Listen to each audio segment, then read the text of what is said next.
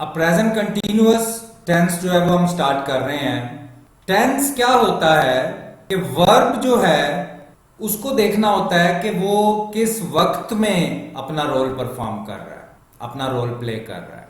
जैसे present indefinite में ये जो 9 लोग थे, हर टेंस में यही 9 लोग होते हैं, he she it single name और I we you they plural names. ये 9 लोग प्रेजेंट डेफिनेट में किसी वर्ब को करते हैं, यानी रूटीन में कोई काम करते हैं, किसी वर्ब को परफॉर्म करते हैं, एज अ हैबिट करते हैं, एज अ रूटीन करते हैं, अपनी को लाइक डिसलाइक पसंद नापसंद बताते हैं कि मैं खाता हूँ, पीता हूँ, पसंद करता हूँ, नहीं करता हूँ, क्यों नहीं करता हूँ, कैसे करता हूँ, कैसे नहीं करता हूँ। अब ये 9 लोग वर्ब्स के साथ जो ट्रीटमेंट करते हैं वो चेंज हो रहा है। अब ये 9 लोग किसी वर्ब को करते हैं नहीं होगा, बल्कि अब ये 9 लोग किसी वर्ब को कर रहे हैं। देखें, वक्त जो है, जमाना जो है वो तब्दील हो गया। प्रेजेंट डेफिनेट में ये करते हैं और प्रेजेंट कंटिन्यूअस में ये कर रहे हैं। ये डिफरेंस है। इस टेंस में हम वो बातें करेंगे जो ये 9 लोग अपनी लाइफ में कर रहे हैं, जारी है, इस वक्त कर रहे हैं। फॉर्मूला है is am are I N G, ये एक्टिव है, पैसिव भी पढ़ेंगे। फॉर्मूला है is am are I N G. Verbs हमने कुछ ले लिए हैं, एक ट्रांजिटिव ले लिया है, make, made, made. Irregular verb है। ट्रांजिटिव का मीनिंग है कि इसका जो असर है वो आगे किसी ऑब्जेक्ट पे जाएगा। इसी तरह लाफ है, लाफ्ड, लाफ्ड। और इंट्रांजिटिव भी है। इंट्रांजिटिव का मतलब है कि इसका, इस वर्ब का असर आगे किसी ऑब्जेक्ट तक नहीं जाएगा। और ग्रो, ग्रू, ग्राउंड, ये वर्ब ट्रांजिटिव भी आप चाहें उस सेंस में भी यूज कर सकते हैं और इंट्रांजिटिव में भी, दोनों रोल्स परफॉर्म कर सकता है। इन वर्ब्स को करने वाले वही 9 लोग हैं। ये जो पर्सन्स हैं ये वही हैं। He she it single name, उसके साथ हम इज यूज करेंगे, आई के साथ एम और we you they plural names के साथ आर, क्योंकि टेंस चेंज हो गया, जमाना तब्दील हो गया, तो फॉर्मूला में भी आपको चेंजेस नजर आ रहे हैं। अब हम इस वर्ब को ले लेते हैं और ही के साथ कर लें इसको, ही शी इट सिंगल नेम, सबके साथ एस आएगा। तो ही इज, फॉर्मूला में से हमने इज ले लिया क्योंकि एम और आर तो इनके साथ यूज नहीं होते, और आई एन जी ले लिया। He is making a mistake, वो एक गलती कर रहा है, गलती करता है नहीं अब आप कह सकते, क्योंकि टेंस, जमाना, वक्त तब्दील हो गया है। अब ये 9 लोग कुछ कर रहे हैं, उनमें से हमने ही को लिया, he is making a mistake, वो एक गलती कर रहा है। जैसे आप किसी को कहते हैं you are making a mistake, तुम गलती कर रहे हो।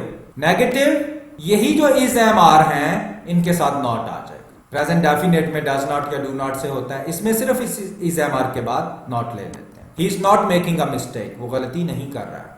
क्वेश्चन के लिए जैसे प्रेजेंट डेफिनेट में डू या डज स्टार्ट में आता था, इसमें इज एम आर स्टार्ट में आएगा।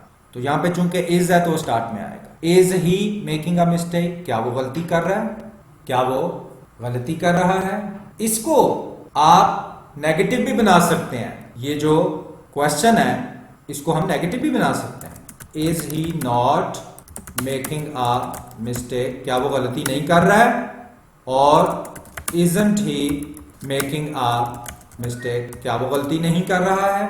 तो इसमें इज और नॉट एक साथ नहीं है, ये राइटिंग वाला ज्यादातर स्टाइल होता है, और इसमें इज और नॉट एक साथ है। इज और नॉट को ऐसे भी लिखा जा सकता है, इजंट, इज और नॉट को लहदा भी लिखा जा सकता है, इकट्ठा इस तरह से भी स्पीकिंग में लिखा जा सकता है या यूज किया जा सकता है। Isn't he making a mistake, क्या वो मिस्टेक नहीं कर रहा। अब हम वापस आ जाते हैं क्वेश्चन पे। अब इसी क्वेश्चन को हमने नेगेटिव बनाया, अब इसी क्वेश्चन को क्वेश्चन वर्ड भी देते हैं। इससे पहले वाई ले लें। वाई इज, अब इज का आई स्मॉल हो जाएगा क्योंकि अब ये स्टार्ट में नहीं है। स्टार्ट वाला लेटर जो है वो बस कैपिटल होता है, जैसे W capital. Why is he making a mistake, वो गलती क्यों कर रहा है। Why is he not making a mistake, वो गलती क्यों नहीं कर रहा। और अब इज और नॉट को इकट्ठा ले लें। Why isn't he making a mistake, वो गलती क्यों नहीं कर रहा। इसी तरह Jim is making all the decisions. आपने देखा मेक का मीनिंग हमने तो ज्यादा पढ़ा हुआ है बनाना, लेकिन आप यहां पे देखें करना भी ये मीनिंग लिया जा रहा है। गलती करने को भी मेक कहा जाता है और फैसला करने को भी मेक कहा जाता है। तो यहां पे मेक का जो बेसिक मीनिंग है बनाना, वो हम यूज नहीं कर रहे हैं। और आपको इंग्लिश ऐसे ही सीखनी चाहिए कि हर वर्ड का जो एक मीनिंग है वो नहीं, वो जितने पॉसिबल मीनिंग्स हैं वो सब आने चाहिए, वो भी हम आपको सिखाएंगे। Gym is making all the decisions, तमाम फैसले कौन कर रहा है? जिम। जिम सारे फैसले कर रहा है। नेगेटिव है, gym is not making all the decisions, सारे फैसले जिम नहीं कर रहा है। Is gym making all the decisions, क्या जिम सारे डिसीजंस कर रहा है? अब आपके लिए एक असाइनमेंट हम देते हैं कि इस इंट्रोगेटिव को नेगेटिव बनाएं, जैसे कि ऊपर हमने बनाया भी। Is Jim not making all the decisions और isn't Jim making all the decisions, ये थोड़ा सा आपके लिए छोड़ा है क्योंकि राइटिंग आपने ही करनी है। अब इसी इंट्रोगेटिव को, इसी क्वेश्चन को हम क्वेश्चन वर्ड दे देते हैं। How is gym making all the decisions, gym कैसे सारे फैसले कर रहा है, कैसे वो सारे फैसले कर रहा है? How is gym making all the decisions, कैसे कर रहा है? इस हाउ को भी वैसे आप नेगेटिव बना सकते हैं। How is Jim not making all the decisions, how isn't Jim making all the decisions. तो ये राइटिंग अब आपको हम Aahista Aahista step by step अब आपको भी कुछ काम करें इसमें, ताकि आपकी राइटिंग जो है वो इंप्रूव हो। सिर्फ लेक्चर लेने से ऐसा नहीं होगा, इसको आपने करना भी है। फिर हम, और ये जो हमने वर्ब यूज किया मेक का, इसमें आप देखें इस वर्ब के आगे उसका ऑब्जेक्ट मौजूद है। मेक किस चीज को मेक कर रहा है? मिस्टेक को। किस चीज को कर रहा है? मिस्टेक को कर रहा है। किस चीज को कर रहा है? डिसीजंस को कर रहा है। तो यहां पे मेक का जो वर्ब है उसके आगे ऑब्जेक्ट मौजूद है। अब हम लेते हैं लाफ। लाफ में क्या होगा? दे आर लाफिंग, वो हंस रहे हैं। गौर करें कि वो हंस खुद ही रहे हैं, उनके हंसने का आगे किसी पे कोई असर नहीं हो रहा, ऑब्जेक्ट नहीं है। इंट्रांजिटिव है, इट मींस इसका पैसिव भी नहीं बनेगा। जब पैसिव पे जाएंगे फिर वो बताएंगे आप। दे आर नॉट लाफिंग, वो नहीं हंस रहे हैं। आर दे लाफिंग, क्या वो हंस रहे हैं? अब आर दे लाफिंग का नेगेटिव आपने खुद करना है। Are they not laughing, aren't they laughing. Are और नॉट को इकट्ठा भी ले सकते हैं speaking style. Are not they laughing, तो ये स्पीकिंग स्टाइल बन जाएगा। ये आपने खुद प्रैक्टिस करना है। लेकिन अब हम जो करने जा रहे हैं वो ये है कि इसी क्वेश्चन को क्वेश्चन वर्ड दे देते हैं। वाई आर दे लाफिंग, वो क्यों हंस रहे हैं? जैसे आप किसी को पूछ सकते हैं, दे की जगह आप यू यूज कर लें। वाई आर यू लाफिंग, आप क्यों हंस रहे हैं? ये अक्सर किसी से पूछा जा सकता है। वाई आर यू लाफिंग, तो दे की जगह यू कर लेंगे तो सामने जो इंसान है उससे ये बड़ा अच्छा आपका क्वेश्चन बन जाएगा। वाई आर दे लाफिंग, वो क्यों हंस रहे हैं? वाई आर यू लाफिंग, आप क्यों हंस रहे हैं? Why are they not laughing, वो क्यों नहीं हंस रहे? वाई आर्ट दे लाफिंग, वो क्यों नहीं हंस रहे? ये आपका स्पीकिंग स्टाइल बन गया। अब हम वो वर्ब ले रहे हैं जो ट्रांजिटिव भी यूज हो सकता है और इंट्रांजिटिव भी, आपकी मर्जी है। फर्स्ट हम इसको थोड़ा इंट्रांजिटिव देखते हैं कि ग्रो जो है इसके आगे हमने कोई ऑब्जेक्ट नहीं लिया। इट इज ग्रोइंग, ये जो इट है ये ग्रो कर रहा है, परवान चढ़ रहा है, बढ़ रहा है, बड़ा हो रहा है, तरक्की कर रहा है। ग्रो के भी बहुत सारे मीनिंग्स हैं, हर वर्ड के काफी मीनिंग्स होते हैं, लेकिन हमारा प्रॉब्लम यह है कि हम कोई एक मीनिंग उसका उसी को प्रैक्टिस करते रहते हैं, उसके अलावा नहीं हम देखते कि इसके और क्या मीनिंग हो सकते हैं। तो इसी तरह ग्रो के भी काफी सारे मीनिंग्स हैं, लेकिन यहां पे आपने देखा इसका ऑब्जेक्ट नहीं है।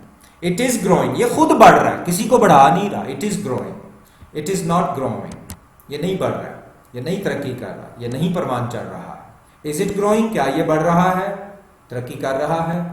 और इसका नेगेटिव आप खुद ही बनाएंगे। Is it growing, is it not growing, isn't it growing, ये आप खुद करेंगे। राइटिंग जरूर करें इनको, सिर्फ लेसन लेने से नहीं होगा, इनको लिखें भी और इस जैसे खुद भी बनाएं।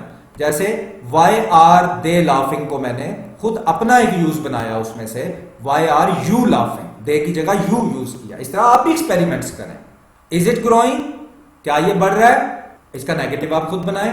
अब हम इसके स्टार्ट में लाते हैं question word. How is it growing, ये कैसे बढ़ रहा है, कैसे आगे बढ़ रहा है, कैसे परवान चढ़ रहा है, कैसे तरक्की कर रहा है? हाउ इज इट ग्रोइंग, इसका भी नेगेटिव आप बना सकते हैं।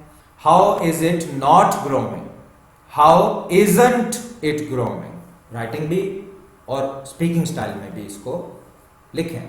फिर अब हम जो ग्रो का वर्ब यूज कर रहे हैं वो ट्रांजिटिव यूज कर रहे हैं। ट्रांजिटिव मीन्स के इसका असर ग्रो का, इस वर्ब का आगे कहीं पे पड़ेगा। ये देखें, दे आर ग्रोइंग, वो क्या ग्रो कर रहे हैं? वेजिटेबल्स। अब वो खुद ग्रो नहीं कर रहे बल्कि किसी चीज को ग्रो कर रहे हैं, तो यहां पे ग्रो का मीनिंग है उगाना।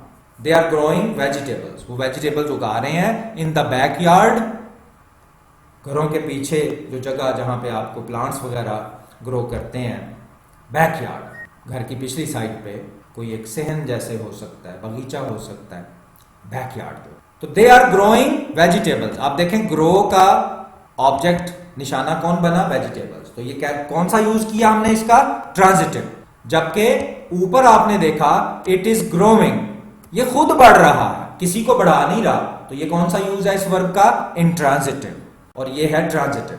दे आर ग्रोइंग, क्या ग्रो कर रहे हैं, टारगेट मिल गया, ऑब्जेक्ट मिल गया, वेजिटेबल्स, वेजिटेबल्स उगा रहे हैं अपने बैकयार्ड में। They are not growing vegetables in the backyard, वो बैकयार्ड में सब्जियां नहीं उगा रहे। Are they growing vegetables in the backyard, क्या वो बैकयार्ड में उगा रहे हैं सब्जियां, और कैसे उगा रहे हैं। इसी आर से पहले आप क्या ले लेंगे, क्वेश्चन वर्ड ले लेंगे, how. How are they growing vegetables in the backyard, वो कैसे उगा रहे हैं, किस तरीके से उगा रहे हैं, मेथड पूछा जा रहा है। तो ये प्रेजेंट कंटीन्यूअस, आपने देखा कि इसमें ये 9 लोग कुछ ना कुछ कर रहे हैं, करते हैं नहीं, वो टेंस प्रेजेंट इंडेफिनेट हो चुका है जिसमें ये करते हैं। वही 9 लोग हैं, उसी तरह के वर्ब्स हैं, लेकिन जमाना तब्दील हो गया। वहां पे वो प्रेजेंट डेफिनेट में करते हैं और यहां पे ये 9 लोग किसी वर्ब को कर रहे हैं।